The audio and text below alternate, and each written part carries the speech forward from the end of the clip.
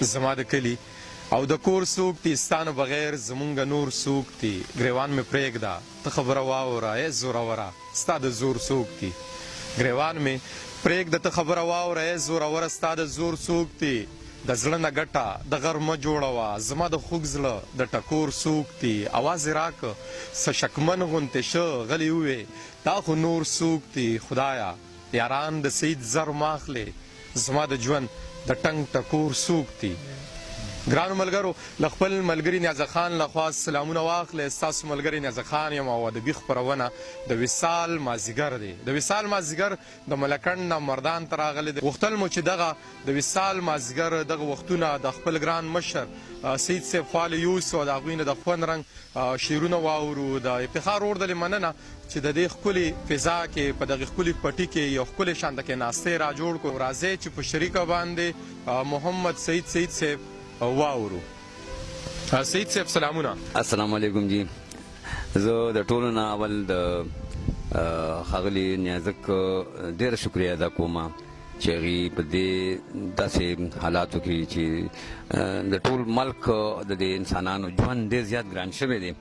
او هغې په داسې حالاتو کې د خپلو مصروفیاتو چې هغې ډېر خپل هم ډېر مصروفیات دي بلا کړم یې د ژوند او هغې زما دپاره ټایم وباسه دلته رالو د هغې ډېره مننه کوم او د هغې د دې هڅې او د دې زیار هغې له داد ورکوم ډېره مننه سید صاحب الله دې تاسو له ډېر ژوند درکړي چې زمونږ په ټولنه کې په پښتنو ټولنه کې ستاسو په شانته کې شاعران دي هغوی ښکلي شعر لیکي غواړو به دغه د وصال د مازدیګر دغه ملګري و بیا تاسو ګورئ په دغې شیشه باندې نو د خپلې خوښې څو شعرونه را سره شریک کړئ پستې خبرې د جانان مې وي یا باد یا اوبه زړه مې ټینګ نه شي هغه دم وي یا فولاد یا اوبه دواړو کې یو تیشه به سر کې خښول غوره وي تا شیرینې خوره به غواړي یا فرهاد یا اوبه او اوږه په اوږه یو صف کې یو بل باندې نه ځایږو اوږه په اوږه یو صف کې یو بل باندې نه ځایږو مینځ کې مو نور څه وي خو دغه یا جیداد یا اوبه په کالاباغ کې د کډوالو اخر څه ډوبېږي په کالاباغ کې د کډوالو اخر څه ډوبېږي د ځانځانې د کلي څه یا آباد یا اوبه نو ژوند تر مرګي لکه کوی ته چې ورکوسي سړی ژوند تر مرګي لکه کوی ته چې ورکوسي سړی او قدم ښکته نه ځي ښکاري یا بنیاد یا اوبه او دو سړو مو نظریه په یو ځای پرې نه ښوده تودو سړو مو نظریه په یو ځای پرې نه ښوده لکه د واوري چې ګوره یا جماد یا اوبه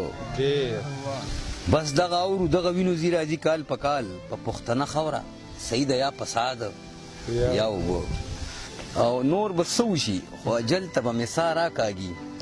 جانان به ما باندې څو تورې کرښې بیا راکاږي خمار وطنه داسې کمې ودې په وخو زده کړې د سیاست میږي د سلو ته په غلا راکاږي کام جوړول د افلاطون د خولې خبرې نه دي کام جوړول د افلاطون د خولې خبرې نه دي دا د رګونو نه د وینې په ځای سا راکاږي ډېر ښه دی دا شعر بیا ووایي چې ډېر ښه شعر کام جوړول د افلاطون د خولې خبرې نه دي دا د رګونو نه د وینې په ځای سا راکاږي د وطن هر یاده ځان له ځان له نرخ ونیوه د زندګۍ بازار به دا کال سودا راکاږي لاړ د بنګلو درویشان خپل خپل غار ته ننوتل لاړ د بنګلو درویشان خپل خپل غار ته ننوتل اوس به دا ژوند لکه یخ لاش په ما وتا راکاږي ډېر ښه دی دا شعر بیا ووایي سید صاحب ډېر ښه شعر لاړ د بنګلو درویشان خپل خپل غار ته ننوتل اوس به دا ژوند لکه یخ لاش په ما وتا راکاږي او ما وتا به وی چې دا د بد خنزیر اولاد دی او ما وتا به وی دا د بد خنزیر اولاد دی هغه د نن هغې ساګانې په خلا راکاږي د انسان او د انسان د انا جنگ دی په ډوډۍ باندې د ټولې دنیا جنگ دی په ګرجو کې فیصلې د دنیا وشوې په جومات کې د ایمان پر رڼا جنگ دی دا سندرې دا جور جور فکرونه دا به دا ذهنونه وشاربي دا جنگ دی که د شپې وشي خو شپه شي معمه شي مړه دا خو سم د ورځې رڼا جنگ دی که د شپې وشي خو شپه شي معمه شي مړه دا خو سم د ورځې رڼا جنگ دی د مشرق انغري ځکه نه تودېږي ایشیا کې د وسلې په سودا جنگ دی. ګرانو ملګرو، سید صاحب هم واورېد او سید صاحب ډېره ښکلې شاعري کوي او دغه مونږ په لومبۍ سر کې هم ویلي وو چې سید صاحب زمونږ ډېر ګران مشر دی، ډېر خوږ مشر دی او همیشه یې مونږ له د زړه نه مینه راکړې ده. د خپل الله نه به ورله ډېر ژوند غواړم. سید صاحب درنه په دغې یو څو شعره باید چې تاسو دا د ساز اواز سره هم اورېدلي وي، په دغه به درته مخخه اخلم چې مای د حسن د لمبو په سوري خوب کړی دی،